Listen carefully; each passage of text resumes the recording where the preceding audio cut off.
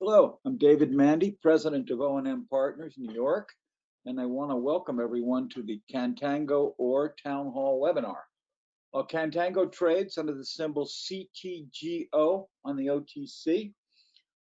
Those of you that are new to these broadcasts, about 6 years ago, O&M identified the non-deal investing market. Huge changes. Information was suddenly way more available to a new generation of self-directed investors that aren't necessarily in the key financial centers. So we've been able to really broaden our marketing a group of non-deal investors. The questions in Q&A are for everyone. This broadcast will answer questions you didn't know to ask. Questions will be easily answered by going to the question portal of GoToWebinar or by emailing us. For any questions that remain unanswered, be certain we'll get back to you in a timely manner after the call. For those who dialed in with your phone, the only way you can hear our introductory presentation is on your computer speakers. If that's not possible, you'll be able to hear the main presentation after about 7 minutes, so please stay tuned. Before we turn to our host today, I'd like to introduce our introductory speaker, Doug Loud. Doug's a consultant to O&M. He's also executive director of Greystone Asset Management. Firm focuses on mining key metals or gold, silver, and copper. Plus, they also are involved with medical technology. Doug has extensive experience in options trading, foreign securities.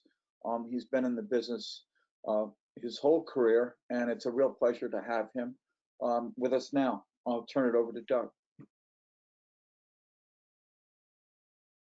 Good afternoon. This is Doug Loud talking for Otis and Mandy with what we call part 3 of the gold talk, although a number of the things I'm going to talk about today apply to almost all mining situations. If you're new to this business, you're hearing a lot of mysterious comments and talking points, and you're not always sure what they're talking about. So this talk is to discuss some of those and try to explain them so you'll understand. Today, we're going to be talking about things like concentrates and doré and infrastructure and metallurgy, cutoff grades, financial backgrounds, and things like that, because those become important points as you get further and further into understanding of what happens with mining companies. One of the really important things to pay attention to, in my opinion, when dealing with a gold company or gold and silver companies is, are they going to be producing concentrate or doré? In simple terms, dorés are, looks like a big silver loaf of bread, mostly gold, a little bit of silver, where they grind up the rock, produce the amount of gold they want to produce, pour it into a mold at a big high molten heat, and it comes out looking like this silver loaf of bread. And off it goes ultimately to the buyer, straight out the door. Concentrate, on the other hand, and a number of metals are produced that way, they grind up the ore and try to get a high level of the valuable product into what looks like a large bag of dirt. A big truck comes and takes away these bags of concentrate to a smelter, which can be quite a distance away. The smelter then smelts down the rock and gets out the valuable gold, silver, whatever, and sends the mining company a check. Now, the reason this is worth some attention is that, in my opinion, it takes a special Master's of Business Administration degree to understand how to deal with the smelter, because the smelter pays the mining company a sort of a rolling price of the value of the commodity being smelted, less the value of any bad things they might find in there that they don't like arsenic, chromium, whatever, that sort of a thing. It is based on, as I say, a rolling price of the metal, but it's also based on the rolling price of the currency. Gold, for example, is ordinarily traded in US dollars. Ordinarily, this doesn't matter, but every once in a while, a bad thing can happen. And one time I saw a currency rate go one way and the commodity price go the other. And our friendly company, instead of getting a check from the smelter, got a bill for $19 million. One of the reasons they try to make doré these days. The buyers just want the doré bars and off they go with them. So you want to pay attention to whether or not they're going to be producing doré or concentrate. Now with a gold company, it gets be a little bit trickier, because You also are going to hear about sulfide and oxide, and they need to get the rock to be oxide style rock to make a doré bar out of it. Otherwise, if it's sulfide, ordinarily they have to make a concentrate unless they're going to roast or in some other way treat the concentrate so they can make a doré bar out of it. Let's touch on infrastructure. You'll hear questions about infrastructure, but infrastructure is really important. And it usually breaks down into three really obvious, simple sort of things: water, power, roads. Because as you'll discover, if you don't already noticed, mining companies have a way of being out in the middle of literally nowhere. A mine uses a lot of water. When you hear about mining projects in the mountains of Chile, the Atacama, that's a desert. When I was there, I stupidly noticed that a street was all shiny and said, "Gee, look, it just rained." And the woman looked at me and said, "No, Mr. Loud, they have varnished the street to keep the dust down. It actually hasn't rained here in 10 years.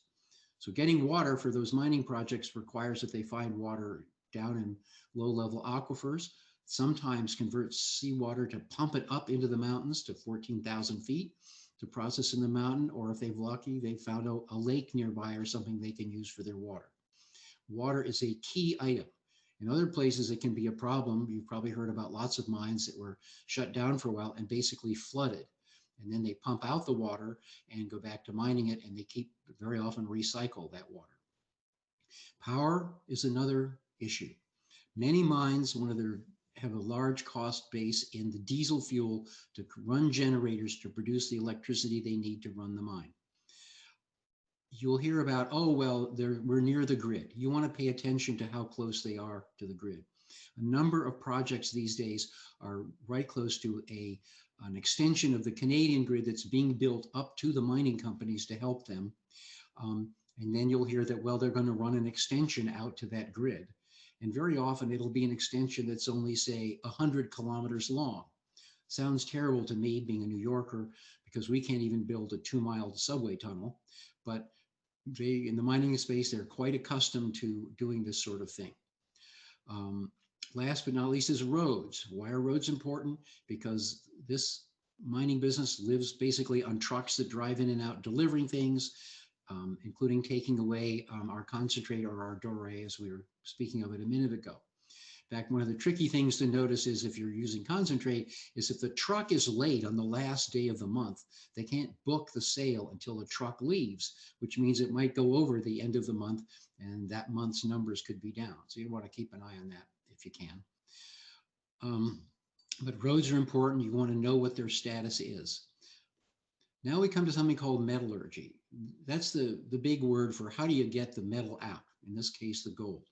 They're going to talk about that ultimately, and you'll hear comments like, well, you know, we've shown that we can get 70% of the metal out or 94% of the metal out using different kinds of metallurgical treatment.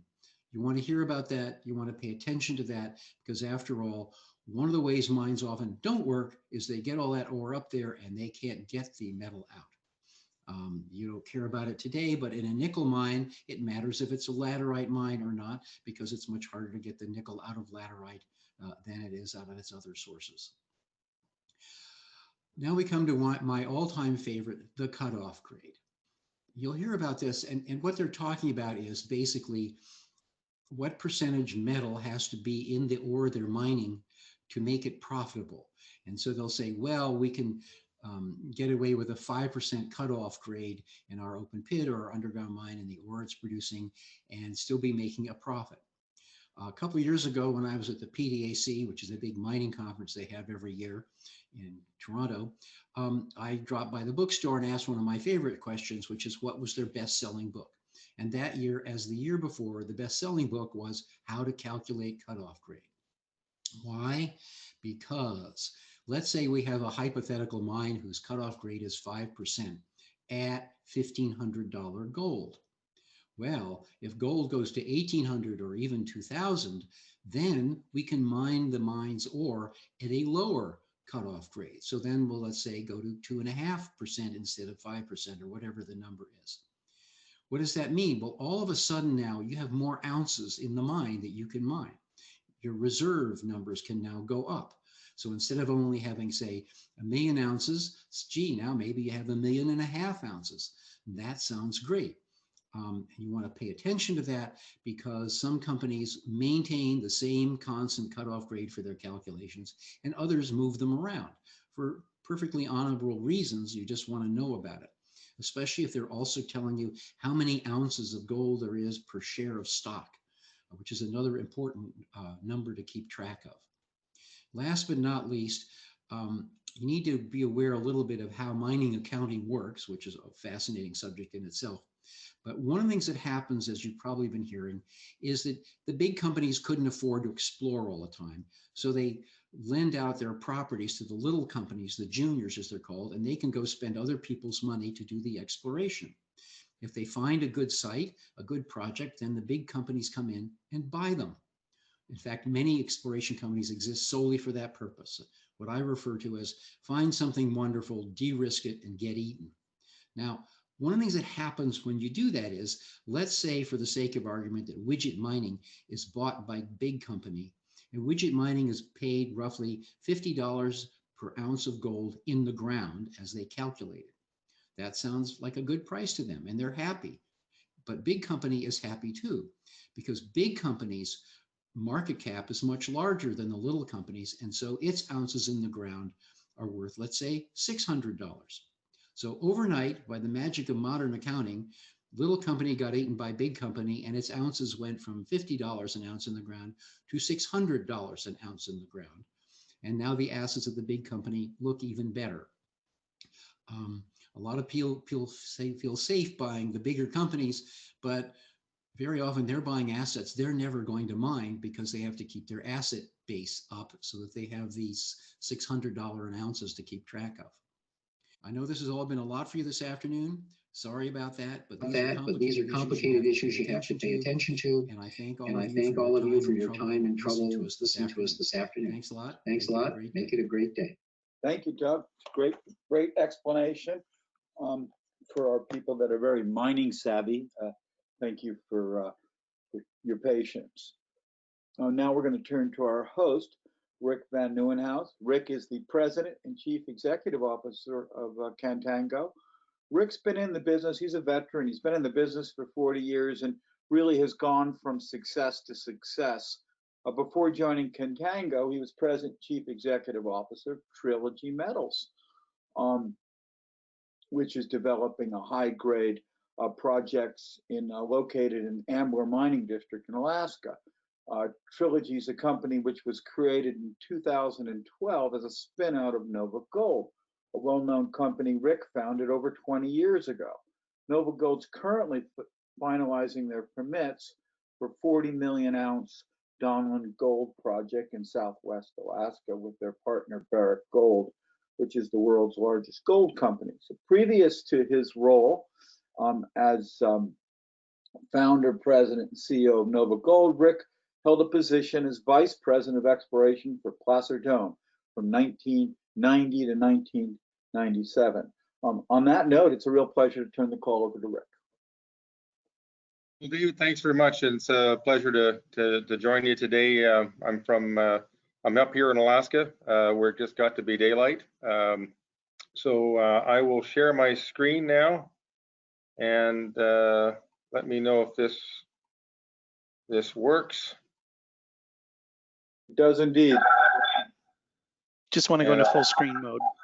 Yeah, I'm just trying to move my big box around here, get rid of myself here. Now I don't need to look at myself. Well, again, thanks everybody for joining us. I'll thank O&M for putting on the town hall, and I look forward to sharing the Contango story with you. It's probably not a story you're familiar with, so we'll spend some time talking about the company and history. Obviously, I'll be making forward-looking statements, and I draw your attention to our cautionary language around disclosures and the use of non-GAAP measures. So, high-level overview. What's all the fuss about is the Peak Gold deposit. 1.3 million ounces measured and indicated resource, located just off of the Alaska Highway near the Canadian border, near the small town of Tok, Alaska. Average grade of that 1.3 million ounces is 4 grams, and it's in an open pit mining scenario. So it starts right at the surface. So this is a high quality deposit. It's a skarn style of mineralization. I won't talk too much about geology, but the important thing is it's well defined, it's good grade. Our project is located on land that we've leased from the Tetlin, Alaska Native tribe. It's private land, surface and subsurface, and they own about 675,000 acres that we have under lease in the heart of the Tintina Gold Belt. Now, what's happened here recently, in the end of September, we formed a business partnership with Kinross. And we did that because they have unutilized capacity at their Fort Knox Mill, which is located just outside of Fairbanks here. And what we're going to do is transport our high-grade ore from the Peak Gold deposit up the Alaska Highway and process it at the Fort Knox Mill. That greatly reduces our capital outlay to achieve production, and it greatly reduces our execution risk because we're not building a mill, we're not building a tailings facility, which of course in the mining business those are the two hardest things to capitalize and to permit. So that's the high level overview. Here's the peak deposits. There's 2 deposits. They sit on top of the low-lying hills here. The main deposit, and then the what we call the North Peak deposit. Now we formed a 70-30 joint venture with Kinross called the Peak Gold LLC. Our former partner, Royal Gold, who had earned a 40% interest in the project, is now a royalty owner. They sold their 40% to Kinross, and we sold half of our 60%, 30% to Kinross. So that gave Kinross a 70% interest. And the whole reason, again, we did this is because we can use the Fort Knox Mill to process our high-grade ore from the Peak Gold deposit.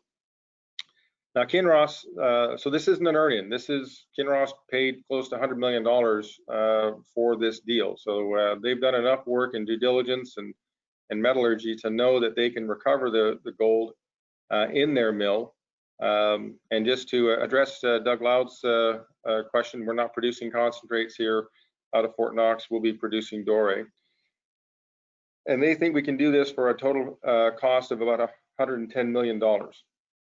Now, if we built the mill and tailings facility on site to produce the same level of gold, that would be about 3 to 4 times more in cost. So you can see there's a huge capital savings here for the company.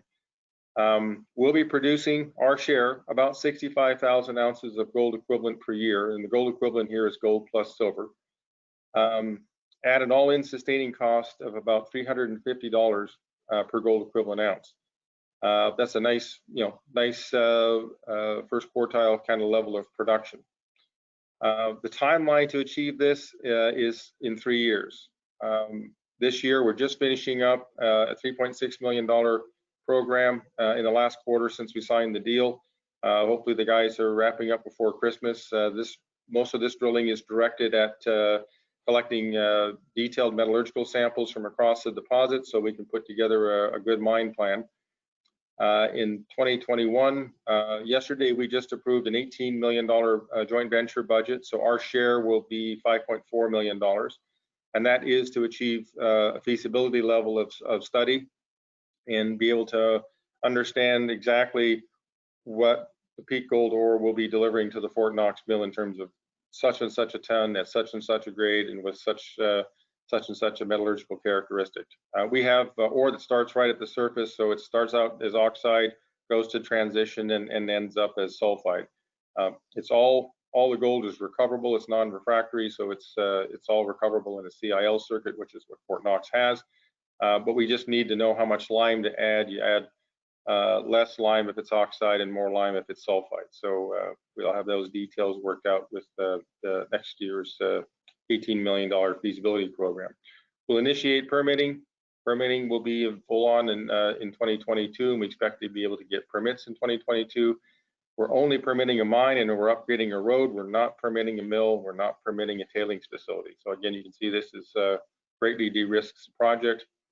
Construction in 2023. Again, we're not constructing a whole lot of things here. We're upgrading a road and we're We're building a truck shop on site. We're moving in some ATCO trailers for admin buildings. We're bringing a mobile crusher on site, and we're putting a temporary building around it. That is really about it. So again, we think this is a pretty reasonable time frame. I'm excited about the exploration potential we have here. We control 850,000 acres between the joint venture lands and the surrounding area that we own 100% of state mining claims around the north and northwest of the Peak deposit here. So, you know, I've been a successful explorer my whole career, and I certainly don't plan to stop right now. Whoops. So I think as an investor, what you want to look at is, you know, what's the plan? Do they have the money to achieve the plan? And how much is there exploration upside, or is that all there is to the story? We've got a proven plan, a very low execution risk plan. We have a proven operator in Kinross. They've been operating Fort Knox for 25 years. They know the cost of the mill really well. There's not a lot of risk. They've done enough they've done enough exploration testing and on the metallurgy that they understand that our ore, you know, can be processed through the mill. We just need to do the feasibility level study to understand on a month-to-month basis what tons and what grades will be delivered to the mill. This story is not well known, and so I think we're still very much undervalued, and I'll talk to that in the subsequent slides. And I mentioned the exploration upside. 850,000 acres in the heart of the Tintina Gold Belt is not a bad start. Here's the production profile that we anticipate. Now it's a rough estimate. It's basically taking a little over 1 million ounces of gold equivalent production over a 5-year period. Initial year is a ramp-up year, and then you're in solid stream production, and then your tail in year 5 with the current reserve base of just over 1 million ounces. 750 all-in sustaining cost for gold equivalent ounces. Again, just measuring gold and silver here. That's what's recovered at the Fort Knox Mill. You can see our share of production there averages about 65,000 ounces of gold per year. When you look at that on a cash flow basis, cash flow per share basis, we only have 6 million shares fully diluted. And we have the cash to achieve production, and I'll walk through that in a little bit here. But when you do the math, I like the $1,750 long-term gold price because it just makes for some very easy math. $750 all-in sustaining cost, $1,750 gold price, $1,000 margin. 6 million shares out, so you're generating over $10 per share on average. So I think that's a pretty unique investment opportunity in today's world, so I think it kind of speaks for itself.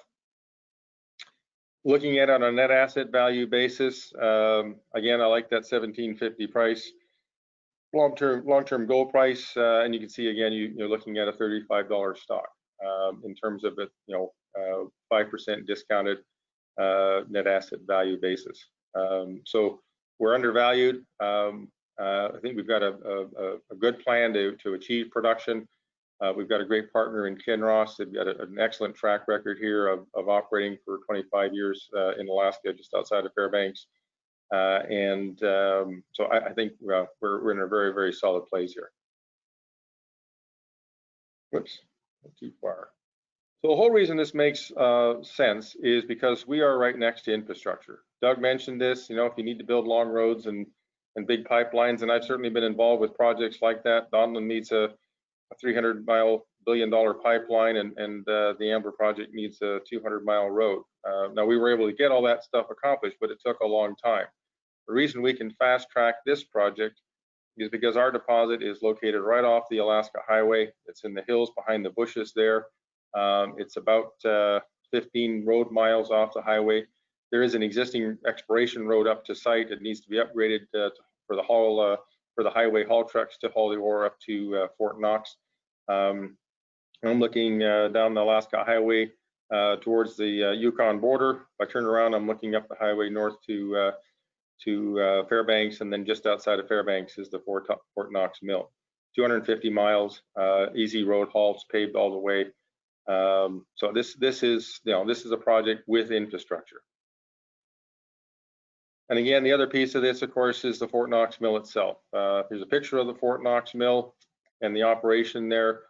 Fort Knox, one of Kinross's key assets, has both a mill and heap leach. The mill has been running light. It's a big mill, 50,000 ton a day mill, and it's basically on average been processing at about half capacity. So the way it's set up is there's a large gyratory crusher up on top that feeds into the big SAG mill pictured here, and then on either side of the SAG mill are the smaller ball mills, which you can see there. There's one identical one on the other side of the mill. What our ore will take up one side of the ball mill, or sorry, one side of the ball mill train on, and while the Fort Knox ore is coming in one side, our ore is going to be coming in the other side. So there's a conveyor and a stockpile and a feed system that needs to be set up for that. Roughly $30 million of capital involved with that. That's coming out of that total 110. But then the rest of the train is all set up. The ball mill and goes into the CIL tanks. That's the process here. And out of the CIL tanks goes into the carbon stripping, carbon leaching and carbon stripping process to be able to pour doré out of this. So you're producing gold, silver doré out the end of this thing. Fort Knox has been operating for 25 years. They know their costs very well. We'll have a tolling arrangement. The joint venture will have a tolling arrangement with Fort Knox. That's been set out in our agreement. So our costs are going to be a lot lower because this is a big mill than if we built our own, say, 3,500 ton a day mill. Again, capital costs would be probably 3 to 4 times more, but our operating costs would probably be 50% more if we were doing this ourselves. So a lot of pluses for Contango shareholders as a result of using the Fort Knox operation, in addition to just being a hell of a lot simpler. The joint venture with Kinross 70/30 applies to the Tetlin lease, which is again the private lands owned by the Tetlin tribe. They own the surface and the subsurface. It encompasses about 675,000 acres. And then plus a little portion of our state mining claims that are immediately adjacent and on trend with some of the known mineralization around the peak deposits. That's that little blue outline there. It's about 13,000 acres of state mining claims. The rest of the state mining claims highlighted here in the hot pink color are 100% owned by Contango, and Kinross has no rights on those, nor does the joint venture. And I'll talk more about our plans for exploration maybe later if there's some questions about that. The whole plan is based around the resource, of course, which is well drilled off, measured and indicated resource. So it's a high quality resource. You can see the tons and grade here, 9.2 million tons of just over 4 grams. We will probably use a slightly elevated cutoff grade. This resource is done at a 0.5% cutoff grade. You can see the metal prices used there for the resource pit. We will use probably a slightly higher cutoff grade. I'm guessing something in the gram neighborhood, and deliver roughly 6 gram material to the Fort Knox mill. So again, very, very high grades, certainly in comparison to what Fort Knox normally runs through their mill. It's about 0.6, so we're about 10 times the grade. If you look at Kinross's corporate slide deck, and they talk about Fort Knox, they talk about the Peak Gold transaction, and it basically doubles the mill throughput in terms of ounces in production from the Fort Knox milling operation. So this is a pretty significant event for Kinross. They still have the heap leach on the side, but the mill ore is what really drives the operation there. So obviously doubling the throughput in terms of ounces for the Fort Knox mill is a pretty significant addition for Kinross. So we're happy for them as well. Talking about exploration upside, I like to show this diagram because Royal Gold is a great company. They're a royalty company, and they were really focused on delineating something that they could quickly get a royalty out of, but they didn't do a lot of what I would call high quality exploration work.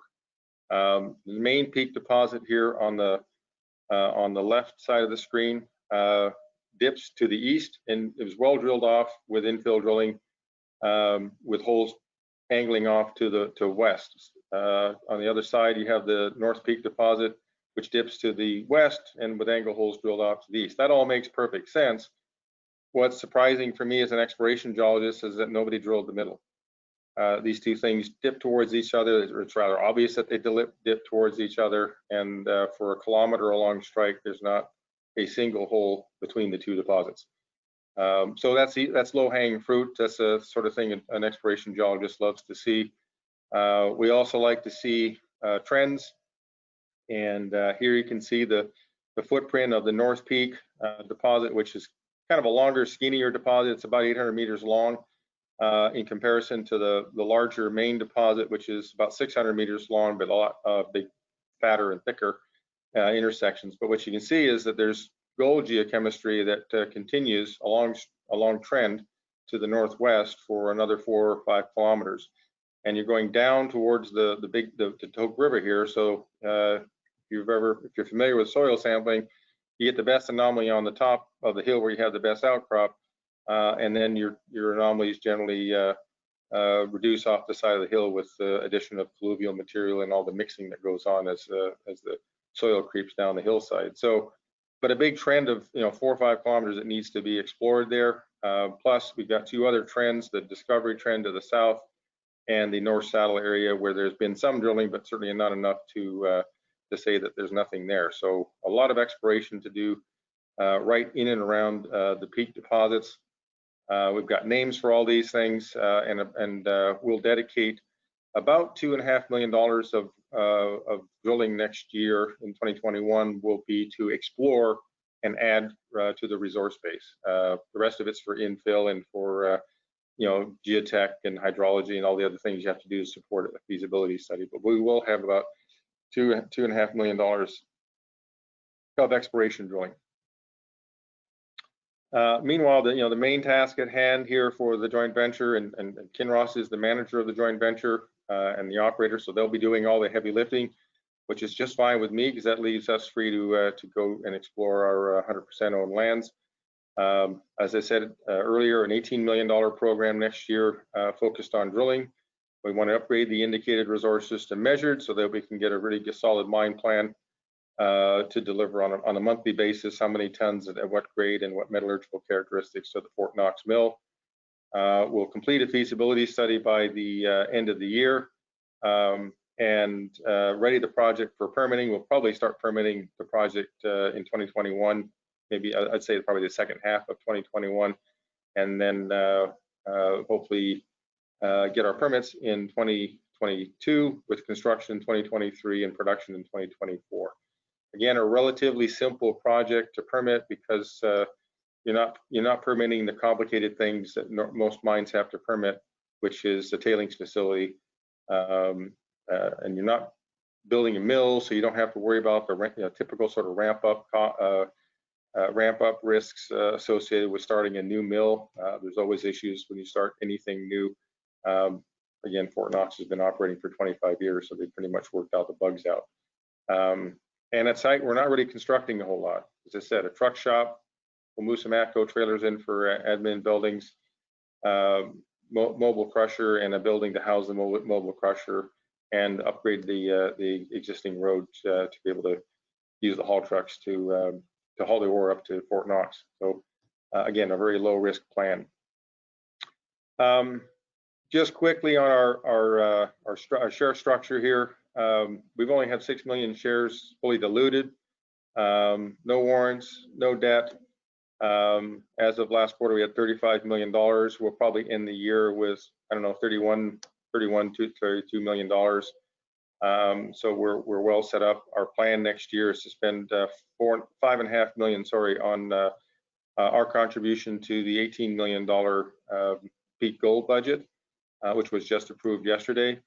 And we'll probably spend $3 million of our own money exploring our 100% owned 100% owned lands north and northwest of the Peak Gold Deposit. We've got some pretty exciting targets there that I think we'll have a good shot at finding another peak or two. Our shares are held institutionally about 40%, 40% retail, and that retail is mostly high net worth. And then, of course, management's very strongly aligned with shareholders owning over 20%. I personally own a significant part of that 22%, and I just bought shares at $15 about a month ago. So I'm certainly all in on this project. Simple plan, very executable, easy to see being able to execute this plan with Kinross doing most of the heavy lifting, and an exciting exploration story in that we have 850,000 acres in the heart of the Tintina Gold Belt, and we've got the money to achieve this plan with the cash on hand. We can very easily get to a production decision. I estimate we'll still have $15 million left in the bank at that point. And we can easily set up a debt facility for our share of the balance of the capital, which will be in the neighborhood of $20–25 million. So I think this is all very, very doable and very achievable. And from a macro standpoint, I think we're in a good position for gold. You look at our economics, this project makes a lot of money at $1,200 gold. Obviously at $1,750, you can see the cash flow generation there is $10 per share, $65 million. And obviously at higher gold prices, it's higher. So I think we're in a good position. Known operator in Kinross, very easily an executable plan. We have the money to execute the plan. We don't need to go figure out how to raise it. And I think we're very undervalued, and I think we're going to have exploration success, which hopefully we'll have time to speak to. I will end it there and turn it over back to you, David, for questions. Thank you, Rick. Great presentation. Before I turn to our panelists, I'd like to start with a question. Rick, you founded Nova Gold, Alexco, Trilogy, Sandfire, USA, which was formerly Tintina. How do you compare Contango to these other companies that you founded? Well, it's kind of like your children. You don't want to say you have a favorite, but I think, I mean, look, Donlin's a great asset, and it'll be a mine, and Ambler will be a mine. We're building Sandfire is building the Black Butte mine, and as we speak, and Alexco's ramping up production. So, I like being involved with real projects that are going to create real value and real wealth for shareholders. The unique thing about Contango for me personally is by putting this arrangement together with Kinross and sort of getting the project off of high center, because effectively we had Royal Gold as a partner, great partner, but they're not an operator, and they didn't want to be an operator. They want to be a royalty company. So it took a bit of doing to figure out how to get that done, and I'm really pleased to be able to have brought Kinross to the table and get the 70-30 deal worked out. This will be the first time I'll be in a company that will be able to achieve cash flow, and we've got a short timeline outlined to get there. I'm excited.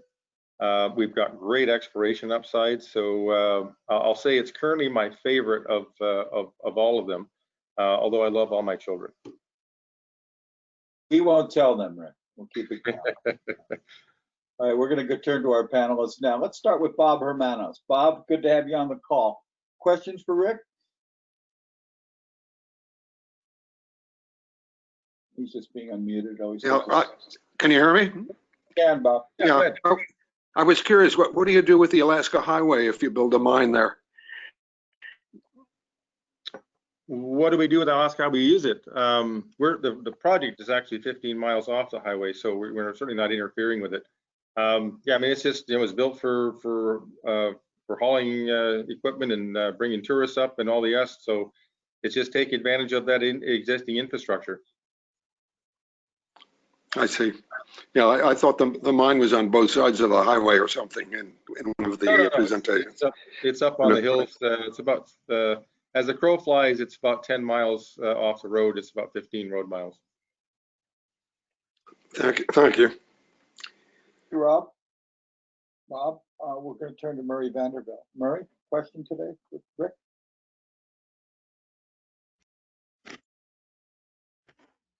Trying, there we go. Okay, do you hear me all right? Yes. Yep.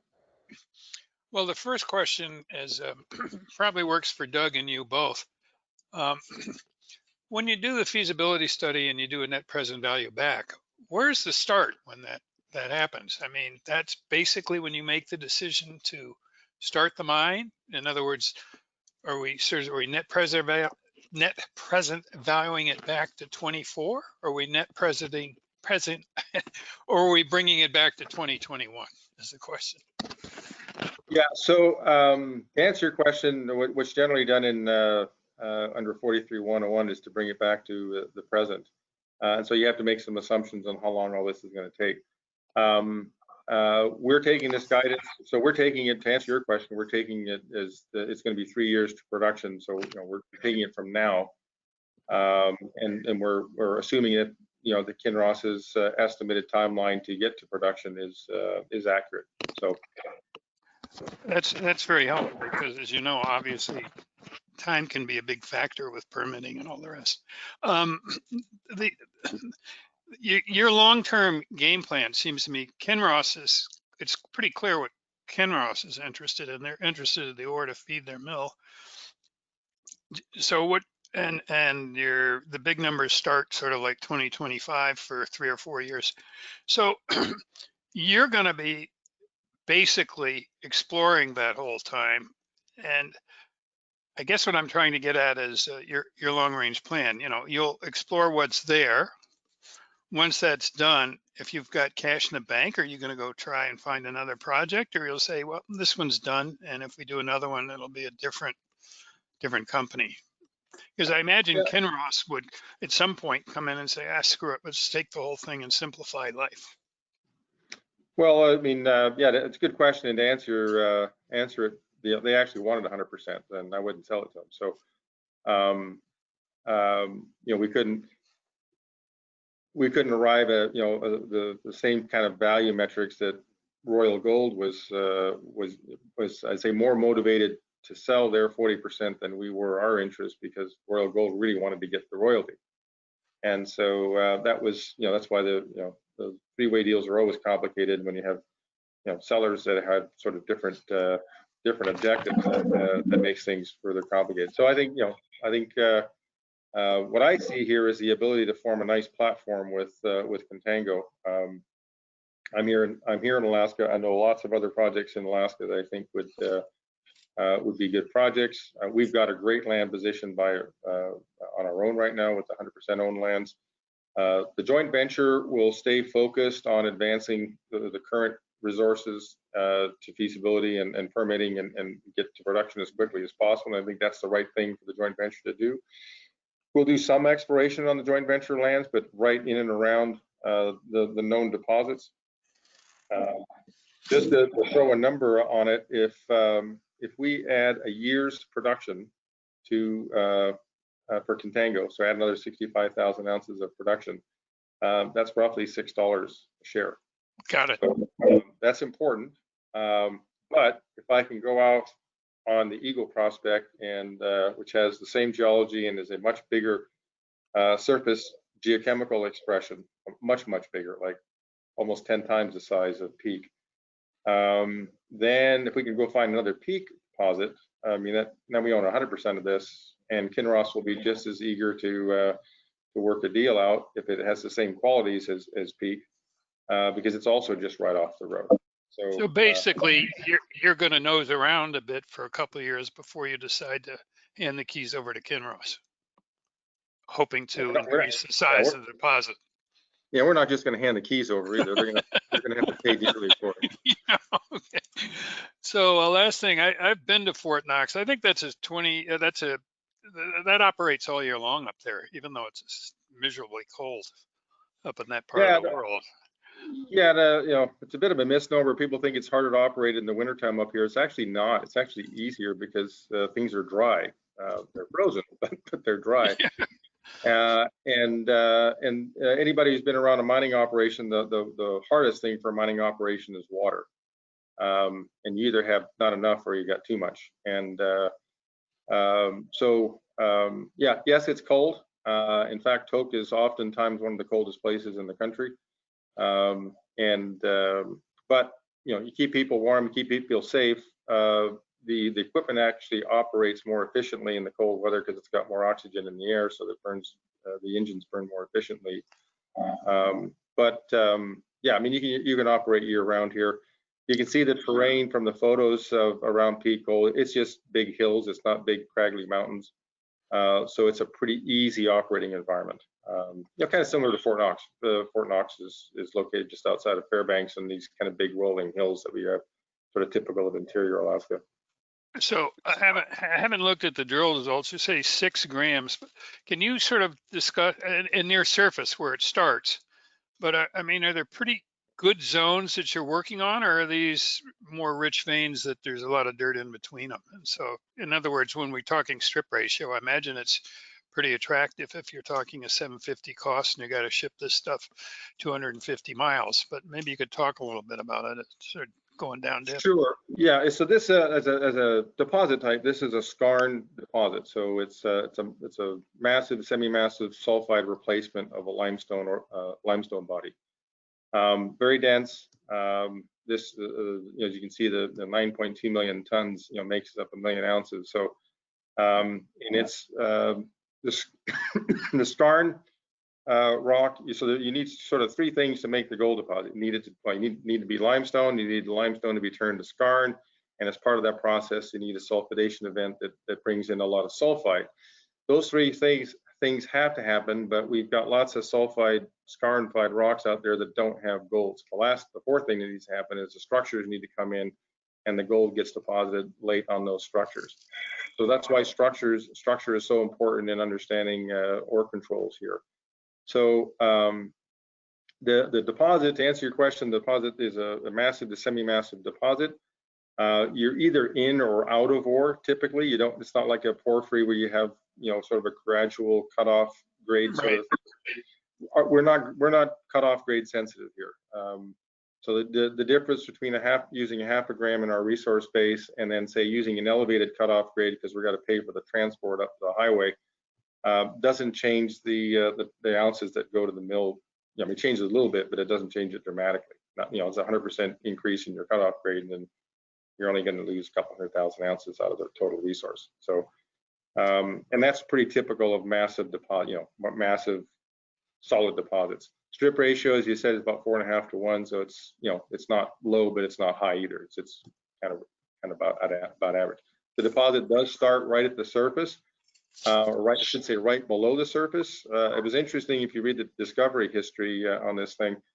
There's been no work done on the Tetlin lands because the Tetlin tribe didn't let anybody in.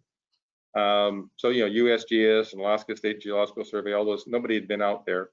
So this was grassroots stream sediment geochem anomaly follow-up, and but literally the first summer they did the stream sediment geochemistry program out there. One of the guys, Chris Brown, found a good-looking piece of quartz gossan that ran 2 grams, and basically walked up to the top of the hill and found some more.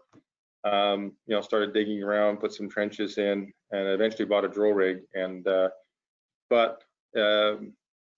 they actually didn't make the discovery until they'd actually had 16 holes drilled on the top of that hill in 2 or 3 different places, and none of which actually hit ore. They hit interesting mineralization enough to keep drilling. In putting a road from one target to another target, they uncovered what became the main Peak gold deposit. So it's just buried by windblown sand, the tops of the hills, which is pretty typical of interior Alaska. It's hard to get a soil anomaly because you got to go through 6, 7, 8, 10, 15 Right. feet of loess. So these things are hard to find, and again, they're small footprint, right? 9 million tons, 1 million ounces. It's not a big surface area. Interesting, very interesting. Thank you very much. Appreciate it. You bet. Thanks for being on the call, Murray. Do we have Marshall Barrow on the line with us? Marshall sometimes dials in. Okay, let's turn to Mickey Falk. Mickey's on the line with us. Hey, Mickey. Hey, Rick, how you doing? Yeah, good to hear you again. I guess we don't get to see each other anymore. That's the problem. So first question is, how cold is it outside that log cabin you're in? It's right around 0, so it's warmed up from about 10 below last night. Not too bad.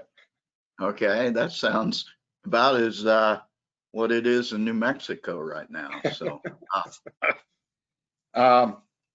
most of my questions actually were asked and answered by you and Max, but what is the state lands royalty? 0. Zeros. Yeah, Is- because we're not on state lands. I mean, in terms of the peak deposit, we're on private land. So there's a royalty to the Tetlin tribe, and it changes from a 2.5% royalty to a 3.5% royalty over time. I think it's sort of in 3-year increments, and the idea was to get payback, and then you pay more as you make more money, sort of a thing. And then there's a 3% royalty to Royal Gold, and of course those are all included in our all-in sustaining costs. Right. So I guess what I was trying to ask was on the lands that you own outright or your state lease lands, what's the royalty there? Yeah, so there's a mining tax, it's a net present value, or net present NPI, sorry. Okay. Net present interest royalty there. Alaska is pretty favorable from that standpoint. The overall corporate tax ends up being in the sort of high 20s, I think it is, and then that includes the mineral what they call a mineral tax, which is deductible from your income tax. So it's I think the effective tax rate is like 28%. Okay, and then I'll ask a geology question. Intrusive is part of, I presume, the Tintina complex. And how would this, I'm trying to figure out some analogies. Would it be sort of maybe a fortitude type deposit? Does it have base metals associated with it? Yeah, so yeah, I think you're bang on. The fortitude, reduced skarn type environment is what we would think is sort of analogous. Where it's different from fortitude is that fortitude is more of a classic pyroxene garnet skarn, whereas this is all actinolite. So whatever events happened here had a lot more water, a lot more of a hydrous driven event. And we do see evidence of pyroxene garnet, but it's all, in the ore zones, it's all retrograded to actinolite. And again, that's along these late feeder structures that control the gold. There is copper associated with the ore, and copper and base metals associated with the broader footprint. In fact, there's kind of a classic porphyry looking geochem anomaly with a copper core and a lead zinc periphery with this skarn kind of not quite in the middle, but in sort of the center of this whole big geochemical anomaly. We drilled a few deep holes, I think 700-800 meter type holes. Didn't hit much in the way of intrusive or porphyry looking things. It's definitely got to be out there somewhere. And I think that my personal opinion is the anomalies over towards the North Saddle deposit. I guess we didn't show those slides, but that's where I think the porphyry center is probably. We have some altered volcanics over there, some big geochem anomalies, and a little bit of drilling, but not enough and not deep enough. Certainly, they were just poking holes to see if there was a near surface gold silver deposit. But that's where I think the porphyry center is. That's yet to be explored for. So yeah, but I think you're bang on. Fortitude is the analogy with fortitude with a lot of water. Okay, thanks a lot. You bet. Thank you, Mickey. Your, as always, participation. We're going to turn to Scott. He's got a question from John Bowman. Scott? Yeah. Yeah. Hi, can you hear me? The question is, could you give some color on why a straightforward seeming open pit on which the resource is defined and on which Kinross is comfortable with the metallurgy requires such a high cost pre-fees and lengthy regulatory lead time? By all means, I don't think it's particularly high cost, and I don't think it's a particularly long lead time. I mean, to permit a mine these days, 3 years is pretty short. And actually, we're thinking it's going to be 2 years to get the thing permitted. I think we're being realistic. It is Kinross's timeline. We sold our interest to Kinross because we have a good feeling about Kinross's ability to operate and manage this project. The feasibility study and permitting budget of the 110 million, $30 million is basically for feasibility and permitting. So that's 30 million. That's on a 100% basis over the slightly over 2-year period of time. To break down that 110 just further, so it's 30 million for feasibility and permitting, 30 million at Fort Knox to put the conveyor system and modify the Fort Knox operation so it can accommodate the peak gold ore, and then about 10 million for upgrading the road, and then the balance, the other 30 million is for the site works at Peak Gold, which is, as I mentioned, the truck shop, the admin ATCO trailer admin buildings, the crusher, and the crusher building. So not a lot of things to construct, if you will. But I think it's a pretty realistic time frame. I don't think realistically you might be able to shave 6 months off of this. If the regulators will agree with you that you've got a pretty simple project and there's not anything really complicated that comes up from a permitting standpoint and from a community relations standpoint, which again we're using existing infrastructure, so and we're upgrading the road, so we'll only improve the impacts to wetlands that are on the existing road. So I think it's realistic. All right, thank you very much. And I do also have a question from Chris Mancini. Chris, can you unmute yourself? Hello, Rick. Hey, Chris, how are you doing? Hey, good. How are you? Good. Good. So, just a couple questions regarding the exploration potential. You did it, that was interesting, that section that you had up, which showed the potential for those two, the main and the North Peak deposits, to come together at depth there. Does the drilling include so I think you said $3 million of exploration drilling in the JV and something like 5 million probably that Contango would do on the 100% ground. Does the $3 million of JV drilling include drilling in that area there? Yeah. So just to be go back over the numbers. So our on the Peak Gold joint venture lands, and our Peak Gold joint venture budget is 18 million on a 100% basis. Our share is 5.4. Of the 18, we're expecting to have between $2 and $2.5 million spent on exploration. And to answer your question, yes, this open area between the two deposits that dip towards each other is a high priority area. And engineers have a term they like to allocate dollars to doing condemnation drilling, so that they make sure they don't put waste dumps on top of ore. And exploration geologists love to be able to tap that budget because that allows us to drill more holes. Exactly what we want to do here: drill between these two deposits. Okay. So there's about a kilometer of strike length that we'll do. And just a further on exploration, we will spend $3 million on our 100% owned lands, which unfortunately we haven't actually talked about. If we've got some time, I'll or maybe if there's a question, I'll flip up the slides to talk about that. But I think the Peak Gold joint venture will stay focused right in and around here, and if we can add another year, that'll be valuable for Kinross and it'll be very valuable for us.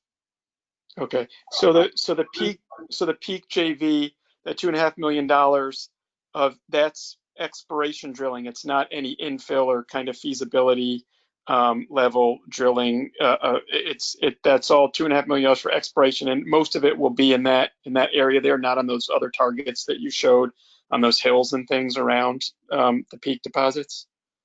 Yeah, and so there'll be $6 million of the $18 million. $6 million is dedicated to infill, Okay. and that's again to upgrade indicated to measured, so we can come up with a feasibility level plan to deliver, tons at this grade and this metallurgical characteristic. The metallurgical work that's been done is sort of deposit wide. It's so we're at the the detailed level of study now. Okay.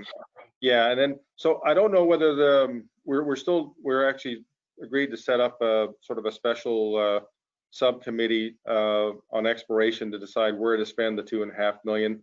Certainly, this is an obvious area, and it is right in and around the deposit. I'm hoping we'll be able to tap those condemnation funds, which might give us another $500,000 budget to spend on exploration. And if we're successful in here, then the engineers will have to come up with another $500,000 and go condemn something else. Okay, great. And then Yeah. right, and then I was going to ask on the 100% ground. Where are you? Like, how are you targeting where to drill there? Is it just on the geochem, on the soil sampling? Are you also doing, I guess you're doing some IP here or something like that? Can you kind of talk about where you are targeting, what you're looking for, and is it just, very preliminary kind of poking holes in a bunch of these little targets and see if you come up with anything?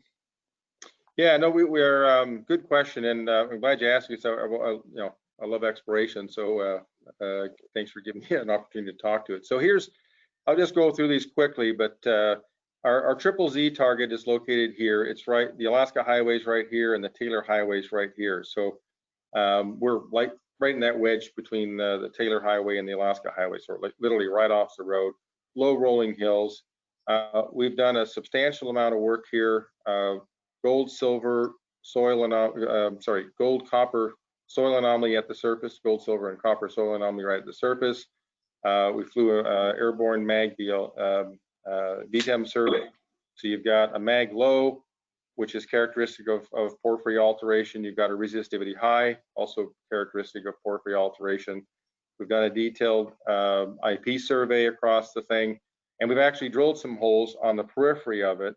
The main targets off to the west, we had some pretty decent first round drilling numbers of 27 meters of 0.15 copper and 0.12 gold, I think the numbers were, and a number of other intersections, similar kind of intersections in 3 other holes. So we know we're on the edge of something, and what we're waiting for is for the federal government to transfer the land title to the state. And we were expecting that to happen early next year. So this target's all ready to go. It's right off the highway. There's already sort of a cat road up there. We can drill this any time of the year. So that's part of where our $3 million is going to go. It's all drill ready. It's a porphyry target. Maybe we can find. It's all porphyries are always about grade. Lots of porphyries out there don't make grade, but with the infrastructure here and being right next to the highway, if we can find sort of a 0.3, 0.35 average grade porphyry copper deposit, we'd be in business. Because low strip, it's going to start right at the surface. Pretty easy place to work. So that's our targets. Hona, I won't go into these in detail, but we've got 3 drill targets identified there. Big gold systems. Big scale gold systems, porphyry and drusen-related gold deposit types. The one I'm actually most excited about is we call Eagle, and it's on trend with the geology of the Peak gold deposit. Here's Peak. These are stream sediment geochem anomalies. And we did this broad program. So this was when we found Peak. This is what Peak looked like from a geochemical stream sediment geochemical anomaly profile. When we go up to Eagle, every creek for 7-8 kilometers along strike is strongly anomalous in gold. And we've never been back since we've done the stream sediment sampling in 2016, I think it was. So I'm very excited about this because it's the same geology and you know, the scale of the anomaly in the Eagle area is, you know, literally 10 times the scale of the Peak anomaly. We know we have at Peak. So I'm very excited about the exploration upside here. So that's where we're going to focus. Our $3 million is on those 3 projects. Okay. Hopefully the land transfer takes place and we can go drill Triple Z. We won't spend all $3 million there unless we're finding something really interesting. Okay. And it's kind of just like broad-spaced grid drilling at Eagle or something like, just to kind of see if you can hone in on where the gold comes from. Or... Yeah, basically a detailed geologic investigation to identify a drillable target. We don't have a drill target outlined yet. This is a big area. This, you know, from I don't know if you can see my cursor, but from the one end of the anomaly to the other is about 7 kilometers. So we got to focus in here. Right. Okay. Okay. Great. Thanks a lot. You bet. Thank you for all your questions, Chris. I was just going to turn to Doug Loud. Doug, anything come up for you that you'd like to ask? Yeah, I think it's quite fascinating, Rick, and you've done a wonderful job here. One tiny comment, that little blob you have marked around in blue, for us New Yorkers, that area is a little bit smaller than the island of Manhattan. So in terms of how big is this area, this is a huge area. And I loved your little comment about having 850,000 wasn't a bad start. I thought that was really great. In one of your pictures, you show the sort of the mine site, and then there's a lake in the distance with that sort of fault, I guess, running to it. If you're having an open pit mine, are the permit people going to give you a hard time about that lake being nearby? Yeah, that's obviously, this is Tetlin Lake, and it is the lifeblood of the Tetlin village. Tetlin village is just over here, and then the what they call the old Tetlin village is over here, and that's where they go in the summertime for a retreat. We're basically staying the hell away from the lake. Everything here will drain this way. Oh, good. Okay. Yeah, when we you know, we basically were the whole plan will be to use, we'll stay on this side of the divide, and so we're not, you know, we're concerned, you know, we want to make sure we stay away from the lake and that there are 0 impacts to the lake. But again, we're not building a tailings facility, and that certainly, I mean, I don't think it would have been problematic to permit a tailings facility. I think we would have, and from the Tetlin perspective, you know, but the fact that we're not building a tailings facility just makes it that much easier for everybody to say, oh, this is great, this is fantastic. You know, now we get our royalty, and we don't have to, you know, worry about building a tailings facility and maintaining a tailings facility. So it's a great solution. That's great. It's really very interesting. Thank you. You bet. Thanks. So Rick, so the Tetlin tribe is happy with your arrangement? Absolutely. I mean, we've been working with them for 10 years, and I'm using a bit of the royal we here because I've only just joined the company a year ago. But you know, Brad Gino, our executive chairman, and Kurt Freeman, who's one of my best friends, they've been sort of the main people involved with the project, and they certainly have both been very active and very communicative with the Tetlin tribe and the chief and council. They're good to work with. They're excited about the project, the prospect of you know, I'll call it on average a 3% royalty for 300 people. There's, you know, 300 people in the tribe. That's going to make a meaningful difference in their lives for sure. And then the jobs and the job training, those are other aspects of our commitment to the community. And it's also good, you know, with a company the quality of Kinross, they also get that and they understand that that's important, and so they're going to emphasize that as well. And we're comfortable that they you know, they were going to sort of follow on the good work that that Contango has done over the last 10 years. We're very comfortable that Kinross will, you know, continue that tradition And in fact, there's money in the budget to start getting the training programs up and running now, and all this stuff takes time and you have to plan. So it's good that from my perspective, it's good to see that there's dollars in the budget that are dedicated to accomplishing those objectives. Great, Rick. We're just gonna, before we proceed to close, pull back on, look at kind of the macro moment. With all the changes in U.S. administration expected in 2021, how do you see this affecting the permitting timeline for the Peak Gold project? Yeah, for Peak Gold, I mean, obviously, when you have a change in the executive in the key environment, EPA and Department of Interior, those are typically your important agencies that you might need permits from. In our case, it's the Corps of Engineers will be the only federal permit we need, and that's for work in the wetlands, which is mostly on the lower part of the road. Up here, where you can see the roads on this slide here, these are all in uplands. So, and we're working on private land. So as long as we don't affect wetlands, we can build roads wherever we want. But down, where the main road off of the Alaska Highway, where the main road connects to the Tetlin village, that's an existing road. It's been there for I think about 40, 50 years.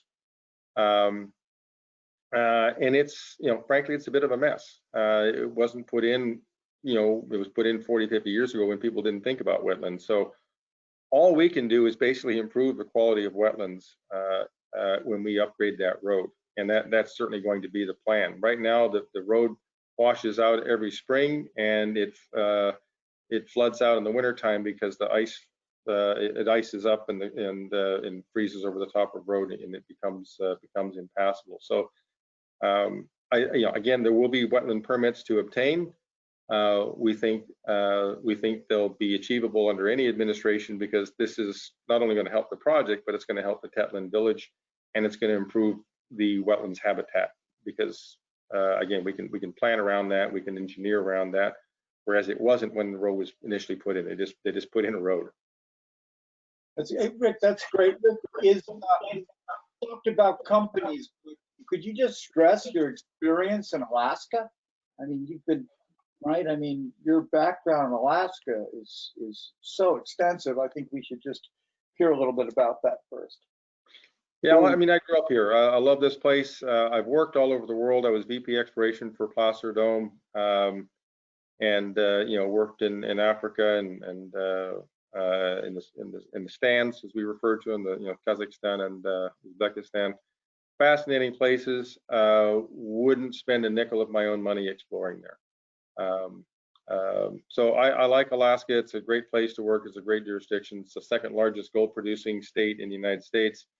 Rule of law and resources is what we do here. We're either about oil and gas, mining, timber, fishing, and tourism. That's what we do up here. The fact that we're on private land is actually it's a great asset in working with Alaska Native corporations.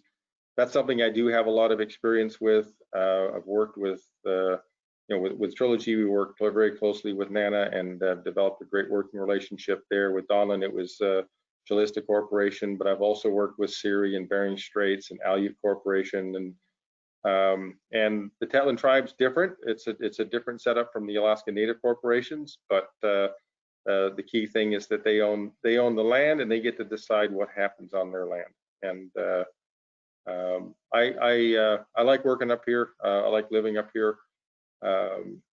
I am heading for Hawaii here in a week or so to get some sun. But yeah, I mean, it's a great place to work. And of course, we've been working up here a long time. Our team, pretty much knows everybody and knows how to get things done. Exactly, that was my point. And then, last question, I have to ask it. What do you think about the gold market, Rick?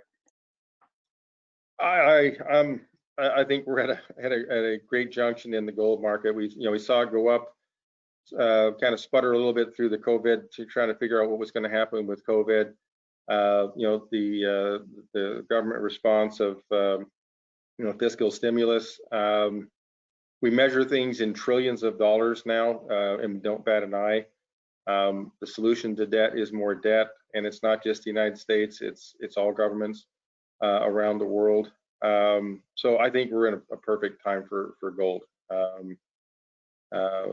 Whether they get, you know, a plus or minus $1 trillion package here before Trump leaves office, maybe they do, maybe they don't, I don't know. But at some point they'll sort it out. And I think my guess is that Biden is going to, in addition to the COVID relief stimulus, I think we'll see an infrastructure stimulus, because this country definitely needs to upgrade its infrastructure. I mean, it's embarrassing going to Europe and China and going to these great modern airports, and then you go to Newark or something and you go, holy crap, we're really behind the times. So I suspect an infrastructure stimulus package will be passed, and I know that, you know, the Senate's controlled by the Republicans, but what Republican senator is going to say, no, I don't want a whole bunch of money spent in my jurisdiction? So more stimulus, good for gold. Great presentation, Rick. I'm going to we'll proceed to close now. So for any closing remarks, and then we'll yeah. Well, thanks very much. I appreciate this opportunity to present here. I'm hoping people have, if they've got questions, just email me directly or through the info@contangoore.com. Those questions will all come to me. My address is Rick Van with 2 N's at contangoore.com. So please don't hesitate to get a hold of me. And like I say, I'm excited about the future of the company here. Thank you, Rick. Thank you for presenting. I want to appreciate everyone for attending this afternoon, and we'll also be following up with you on feedback. So again, thanks so much for your attendance. Have a nice afternoon. Stay healthy.